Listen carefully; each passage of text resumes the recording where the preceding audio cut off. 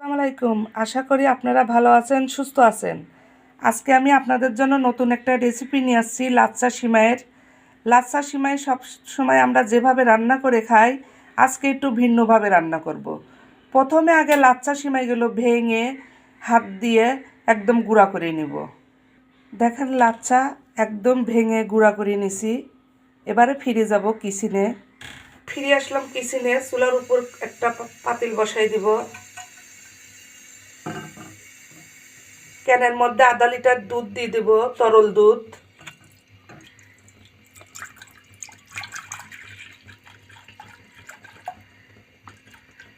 এখন 100 গ্রাম গুঁড়া দুধ দিয়ে দেব। গুঁড়া দুধ দিয়ে ভালোভাবে নেড়ে মিক্স করে নিব।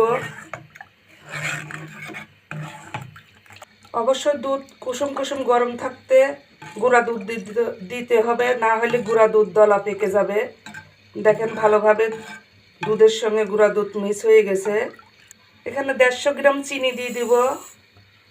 মিষ্টিটা আপনাদের স্বাদ মতো আপনারা দিবেন, আপনাদের পছন্দ মতো। টেবিল চামচের 1 চামচ কাস্টার্ড দিয়ে দুধের সঙ্গে ভালোভাবে মিক্স করে নিব।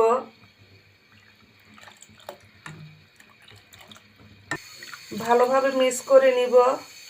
মিক্স হয়ে গেছে। এবারে ভালো করে ফুটাই নিব। কাস্টার্ড দিয়ে দেখেন কাস্টার্ড ফুটা শুরু করেছে।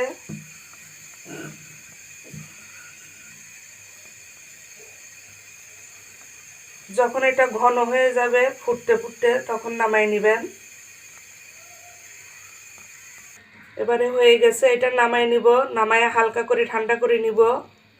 এখন এর মধ্যে দুধগুলো দিয়ে দেব।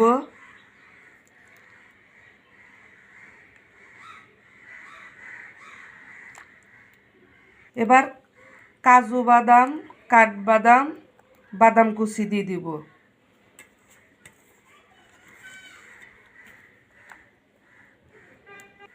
কিশমিশগুলোও দিয়ে দেব উপর দিয়ে। কিশমিশ বাদাম দেওয়া হয়ে গেছে। এবারে বাকি লাচ্ছা সিমাই অর্ধেকগুলো রেখে দিছিলাম, এইগুলো উপর দিয়ে দিব।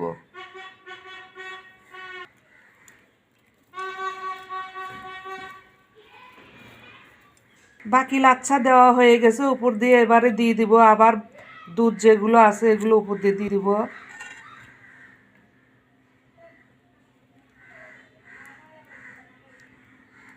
এবারে আবারও উপর দিয়ে দিব কিশমিশ, বাদাম কুচি, কাজু বাদাম, কাঠবাদাম,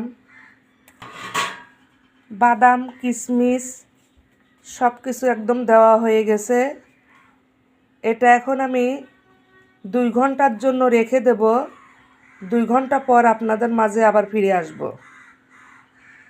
সিমাইটা তৈরি হয়ে গেছে। আমরা 2 ঘন্টা পর ফিরে আসলাম। এবারে জিনিসটা আপনাদেরকে কেটে দেখাবো।